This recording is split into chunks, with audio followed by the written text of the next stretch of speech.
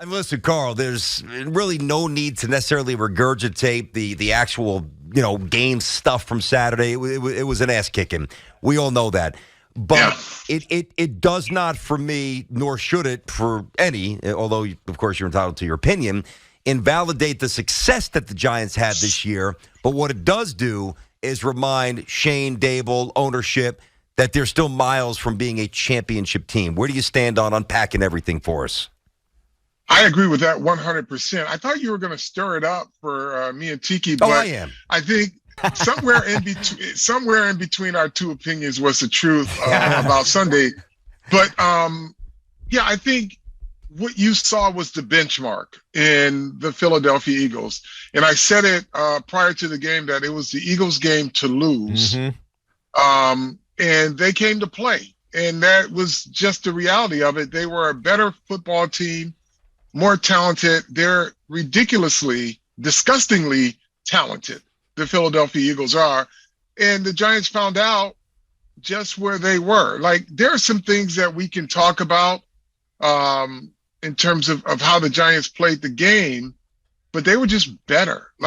Philadelphia was better. And this is when you walk into your locker room, those who gave 100% effort knew that it wasn't good enough, that they didn't have a good enough team.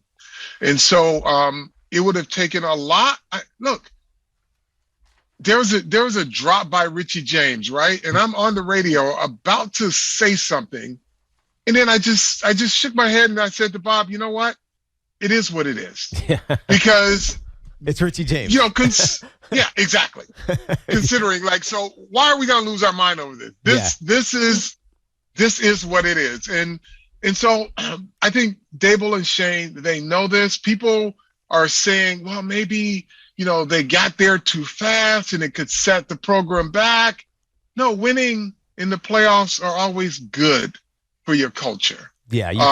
And by the way, Carl, we can't forget that the Philadelphia Eagles sat around for a week and a half, basically more, preparing for whoever was coming to them, right? They had a bye. Yeah. That's the benefit and the beauty of a bye. First of all, you're rested, but then once you're ahead of the game and prepping for whoever you have to play. So that's one thing. But the thing I want to glean from you, Carl, because you were there, you saw it, you felt it. Did it feel like the team was flat?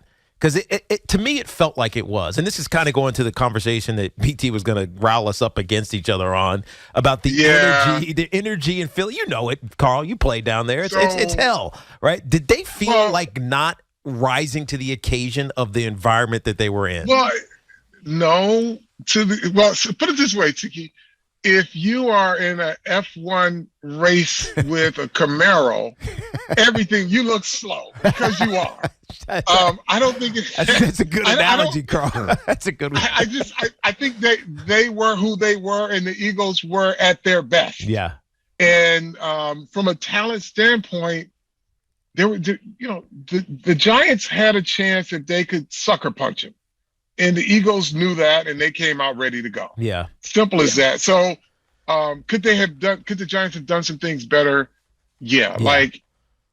They tackled like crap. Let's be honest. That was really disappointing.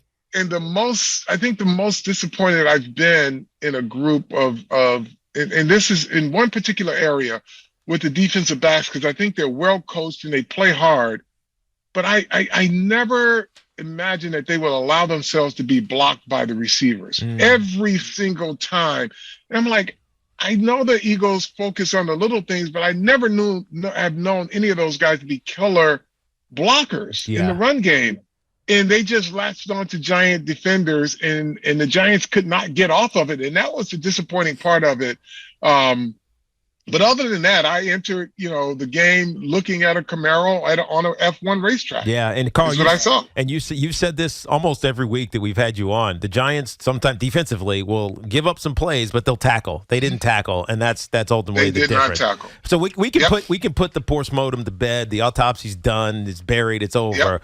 But as we look forward to next season, I mean, you got to start with the offensive line. And then you maybe start looking at the secondary for, even if it's just depth purposes, but certainly another, elite type starter. Where are the biggest needs in your mind for this Giants team to start to close that gap, as Joe Sain said, on the talent? Yeah, so we're gonna go under the premise that Daniel Jones is back. Yeah. So the first thing you do is fortify the offensive line. The next thing you do is to get better receivers, even though you have some guys that are on the roster that could contribute. You still got to get a number one receiver. And then you've got, like, those are your two priorities: offensive line and weapons for Daniel Jones.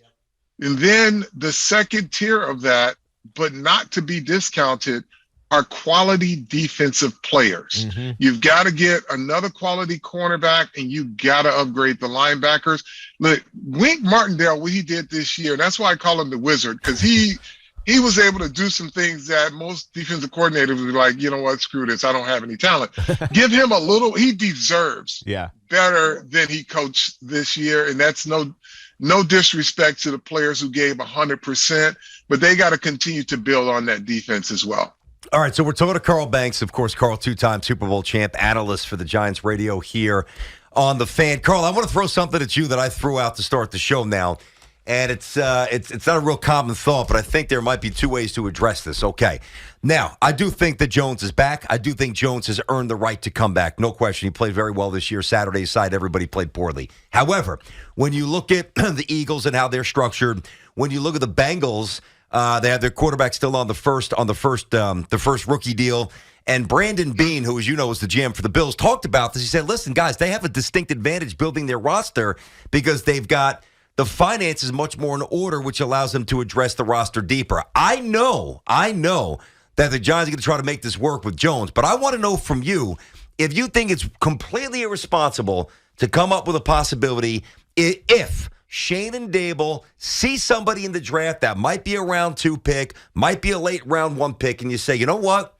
We can coach this kid up, and he could do 80% of what Jones did last year for $900,000. Why is that not an option for this team? Good luck. Good luck. Good luck, because there are about 15 teams right now that don't have Daniel Jones that if they were to bet their jobs on something in the second round, they'd be fired. Like, Daniel Jones will be at the top of everyone's list. The one thing you have in place right now is a quarterback. Yeah. Not 80% of what he can do. You've got a quarterback. Now you build that. Either if you start this process of exchanging quarterbacks for the next thing that you think that might be good. Yeah. You're Cleveland for 10 years. Not if you identify the guy. No, but Carl, not if you identify the guy and coach him up. Picking players is not an exact science. Well, I understand. It's proven every year. Mm-hmm. And this is not a Jet thing, but they just missed on two top. Well, I don't know, whatever Wilson's going to be. Yeah. But they missed on one. They have another one that they're unsure of. They're coaching him up, by the way. So you don't know until you know, and they know what they have here. And if a guy is down in the second round somewhere, I'm not taking my chances there. And I knew that you'd say, and I got you. I knew that you'd say that. I guess my concern for the Giants, right? There was an element of, I won't use the word luck, fortune in the Giants finishing where they finished record-wise this year, okay? I think it's unfair to say luck. That's not cool. Little fortune, a little circumstantial. There's a chance the Giants take a step back next year, just like there's a chance anybody does, to be fair. Record-wise. Record-wise, that's what I mean. Yeah. So you're going to tell me, I'm not saying that you can't do this, but I need to lay this out more thoroughly. You're going to tell me that you're going to pay Daniel Jones $35 or $38 million, whatever the number is. You're going to pay Saquon 12 or 13, whatever the number is. You're going to pay wide receiver $25 million, which is what everybody's saying, and which is what they have to do. You're going to fix an offensive line and a quarterback situation and be good to go financially? I don't know that you are. Well, there are a few things that we don't know.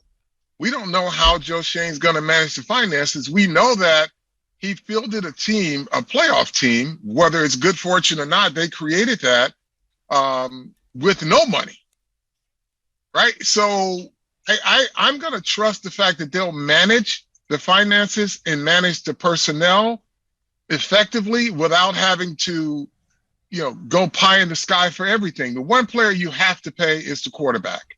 And that number will only go up from year to year with this TV money. So don't get sticker shock when you see what he makes. Yep. He's not going to make 50. No. Yeah. What's he going to make? I mean, he's going to make 40. He's not worth $40 million a year.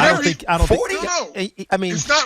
Yeah. It matters with the salary cap, it does guys. matter, but the cap is going to explode. It's truly going to explode in a couple years. So there's a way to put his number out 2 years or 3 years when it really will feel less significant. I mean, I think that's a nuance of the Giants offseason, and it's interesting how Joe Shane's going to manage this. But we started our show, Carl, talking, patting Dable on the back. He's one of the finalists for Coach of the Years, and Saquon Barkley had the year that he had, and Wink, and everybody did their job to get the Giants where they are. But now the spotlight has to be on Joe Shane, because now the hard work really starts for him, because this team is clearly not good enough to compete, even in the division. Forget the best teams in the NFL. In the division, he's got the hardest job going forward. I think everybody agrees with that. Yeah, without a doubt, Tiki. And I think those are the problems he'd love to have. Of course. Because the one thing that they did fix, and the reason they had the good fortune of playing in the playoffs and winning a game, is because they fixed the culture first. Yes. Now they can bring players in, and they have evangelists for the Dable way. They have guys that will sing the praises of Brian Dable and how this organization works. If they were a bad, dysfunctional team as they were when Shane and Dable got there, they'll have a hard time getting quality free agents. They fixed the culture first, and that's why the good fortune of making and winning a playoff game will only propel them a step forward. And I think they look forward to the challenge of getting better players. All right, man. Certainly the foundation's been established. It's been a fun season. A lot of ways, certainly a season of accomplishment. We might disagree a little bit on maybe building this thing out, but it's all good. Good chat, my man. 2-time champ. That's Carl Banks. Thank you, Carl. Appreciate it, buddy. Appreciate you, Carl. Thank you, guys. Be good, man. Thank you. Yeah, what's all interesting? Right. I know we got a break here. Like Carl talked about when I presented my possible plan B. Mm-hmm.